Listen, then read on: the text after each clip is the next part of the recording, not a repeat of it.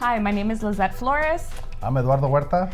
And we are Infinite Real Estate. Today is August 4th, and we'd like to bring you a little bit of statistics on what's going on with the market today. We are seeing this month and compared to last month, about 58 closings in comparison to a year ago, 64. So we're slightly below where we used to be.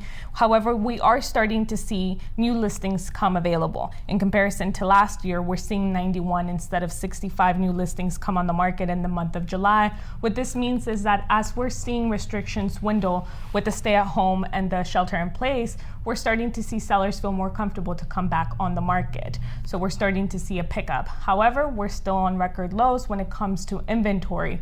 What this means is that there's less homes available for buyers, and sellers are taking advantage of that. And we're seeing that properties are selling about 102% of the listing price, meaning that they're exceeding just a little bit over, but they're still exceeding their asking price. What does this mean for buyers and sellers, Ed? So we talked about categories. So you either fall into a seller that's actively selling, you fall into being a buyer that just kind of been looking and just trying to figure out what's available, or you're just a homeowner or just a buyer just following. So it's pretty much three categories, just kind of seeing what's going on.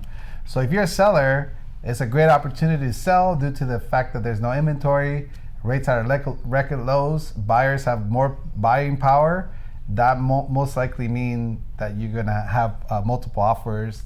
And as a buyer? As a buyer, you have more buying power since the rates are historically low.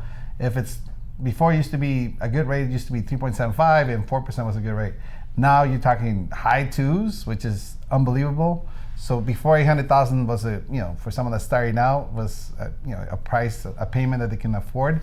Now 900 might be a possibility for those buyers. Correct. So what we're seeing with our buyers that are currently looking is exactly what Ed just said. If before they were looking in an 800 price range, they're actually increasing their buying capacity to about 900 because of record low interest rates. Yes. What that means to you as a seller is that you are likely to exceed your asking price. However, we do want to talk about the importance of a listing price being realistic.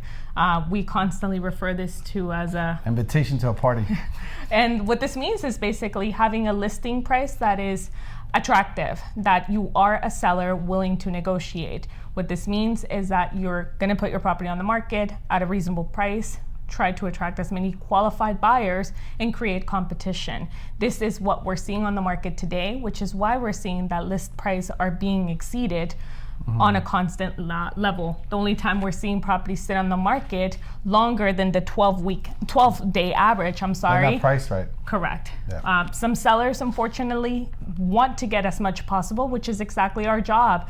But when you start with a very high price, you tend to unfortunately seem unattainable, and buyers will stay away from that kind of inventory. And the conversations right now are about what's going to happen in the future a lot due to the pandemic. And the answer is we don't know. Nobody knows. No one knows. And my job is to get you into a position that you can, if you're a buyer, get you into a position that you can afford it and that you just in it for the long haul. If you're in it for the long haul, real estate's always goes up, but you got to give it time. It could go down in the near future, maybe it doesn't. What matters is that you get yourself in a position that you're in it for the long haul and that you can afford it. Yes. Thank you so much for joining us. That has concluded our July 2020 update. Thank you and see you next video.